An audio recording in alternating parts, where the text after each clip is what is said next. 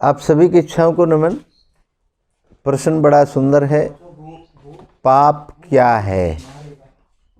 मुझे ऐसा लगता है जब भी मैं कोई काम करता हूँ तो कहीं मेरे से पाप ना हो जाए। पाप की परिभाषा मैं समझ नहीं पा रहा हूँ।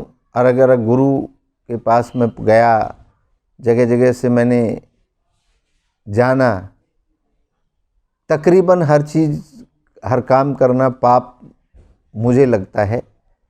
कृपया मेरा मार्गदर्शन करें। यह प्रश्न भी बिहार पटना से आया है। देखिए श्रीमान जी, पाप और पुण्य, मैं समझता हूँ, मेरा जो आकलन है वह जो आपका मन, मस्तिष्क, आपका सबकॉन्शियस माइंड, कॉन्शियस माइंड, आत्मा, जिसको भी आप सुप्रीम समझते हैं, वह जिस चीज़ को खराब समझे, पाप समझे, वो पाप है। अपने विचार करने के बाद, किसी की बताई हुई बात के बाद नहीं। कोई क्या बताता है उसका अपना परसेप्शन है। आप खुद समझें, आप किस चीज़ को गलत समझते हैं वो आप विचार करें, किसको आप सही समझते हैं वो आप विचार करें। वही पुण्य है जिसको आप ठीक समझते हैं, और जिसको आप गलत समझते हैं वही पाप है। मैं आपको एक छोटा सा वाकया, एक छोटा सा कथन है, छोटी सी बात है, उसके माध्यम से समझाने का प्रयास करूँगा। आप समझें, सोचें, विचारें, माने नहीं, विचार करें। एक विद्वान काशी से पढ़ कर के अपने गांव में आया। उस गांव में आकर के उस व्यक्ति से, जब पुराने ज़माने में जब काशी से पढ़ कर के लोग आते थे, काशी वाराणसी सबसे बड़ी पढ़ने की जगह बताई जाती थी, जहाँ वेद और हमारे इतिहास, हमारे पुराण, हमारे जितनी भी धार्मिक पढ़ाई थी वो काशी से ज़्यादा बेहतर जगह कोई नहीं थी। तो काशी से जो पढ़ के आता था वो सबसे बड़ा विद्वान माना जाता था। तो जब वह विद्वान गांव में आया तो गांव में चारों तरफ चर्चा हो गई कि विद्वान आया है काशी से पढ़ के। लोगों ने अपनी अपनी बातें, विद्वान आता है, कोई संत आता है, कोई विचारक आता है, कोई अच्छा ज्ञानी व्यक्ति आता है, तो लोग अपने जो उनके अंदर एक विचार उठते हैं, प्रश्न उठते हैं, उनकी शांति के लिए, उनके जवाब के लिए वो उनके विद्वान के पास पहुंचते हैं। ऐसे ही उस विद्वान के पास लोग पहुंचे तो एक किसान आया। उस किसान ने पूछा कि पाप का गुरु कौन है। अब उस विद्वान ने सब कुछ पढ़ा था, लेकिन ये किताब कहीं नहीं मिली थी उसको कि पाप का गुरु कौन है। अब यह तो उसके दिमाग में घर कर गया, जवाब नहीं मिला। तो किसान से बोला कि मैं अब वापस काशी जाऊंगा, वहाँ पर इस बात को पढ़ करके फिर आपको जवाब दूंगा। तो वह विद्वान वापस काशी चला गया। काशी में वह जगह जगह गया, बड़े बड़े विद्वान ज्ञानियों के पास गया, लेकिन ऐसी कोई किताब नहीं थी कि पाप का गुरु कौन है। क्योंकि काशी में किताबें पढ़ाई जाती हैं, व्यवहार नहीं। कहीं भी अगर पढ़ाई करी जाती है, स्कूलों में पढ़ाई जो कराते हैं वो किताबों से कराते हैं, व्यवहार से नहीं। पुरानी किताबें पढ़ाते हैं, पुराने फॉर्मूले पढ़ाते हैं, लेकिन आज के व्यवहार में क्या चल रहा है वह कोई किताब नहीं बनी होती। या हमारे पाठ्यक्रम में जिसमें भी आप पढ़ाई करते हैं, उस पाठ्यक्रम में आज के टाइम की कोई परेशानियों की कोई किताब नहीं होती। तो कहीं भी किताब नहीं मिली, वह भटकता रहा विद्वान। तो लास्ट में जाके वह प्रश्न करता करता करता करता जब भटक रहा था तो एक वेश्या उसको मिली। उसने कहा कि जी मैं आपको बताऊंगी कि पाप का गुरु कौन है, लेकिन इसके लिए आपको मेरे साथ रहना पड़ेगा। मैं आपको एक अच्छा सा कमरा साफ करा देती हूँ, वहीं पर आप रहें। विद्वान ने कहा कि भाई मैं खाना तो आपके यहाँ का खाऊंगा नहीं, मेरे तो नियम कायदे कानून हैं। उसने कहा कोई बात नहीं। अब उस विद्वान को तो प्रश्न का उत्तर चाहिए था, तो वह उस वैश्या के साथ रहने के लिए राजी हो गया। तो वह रहने लगा, खुद खाना बनाने लगा। 10, 20, 30 दिन गुजर गए, लेकिन उसको तो उस वैश्या ने कोई आंसर नहीं दिया, कोई उत्तर नहीं दिया। तो एक दिन वह उस वैश्या से बोला कि मेरे प्रश्न का उत्तर तो आपने दिया ही नहीं।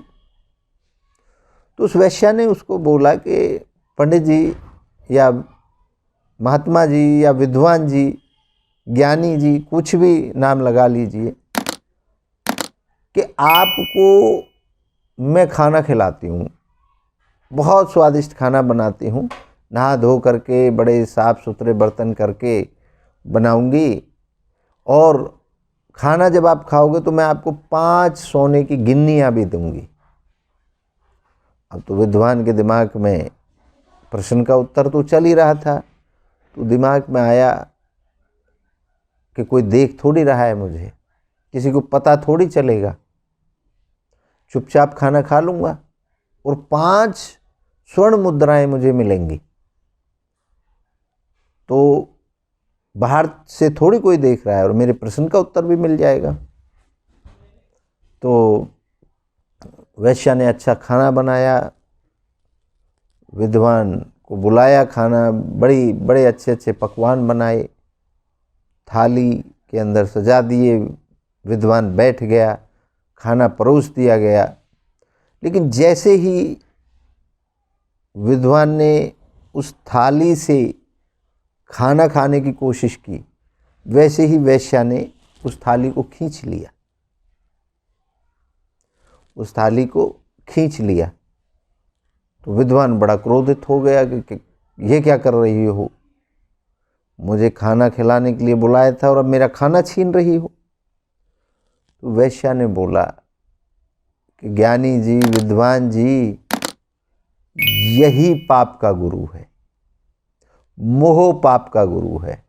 आपको मोह हुआ तो आप एक वैश्या के साथ रहने के लिए भी राजी हो गए, आपको अपने प्रश्न का उत्तर चाहिए था।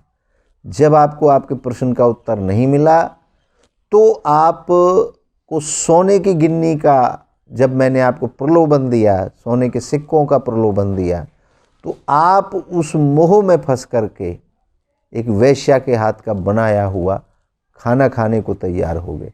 उससे पहले तो आपके बड़े व्रत थे, बड़े नियम कायदे कानून थे, बड़े सिस्टम थे, वैश्याओं की तरफ देखना भी नहीं। अब आप उसका खाना खाने के लिए तैयार हो गए। तो ये जो मोह है, जो ये लोभ है, ये पाप का गुरु है। तो श्रीमान जी इस कहानी के माध्यम से आप कुछ समझ पाए, जहां आप अपने आप को परेशान, गलत ऐसा लगता हो कि मैं गलती कर रहा हूं, मेरे हिसाब से वही पाप है।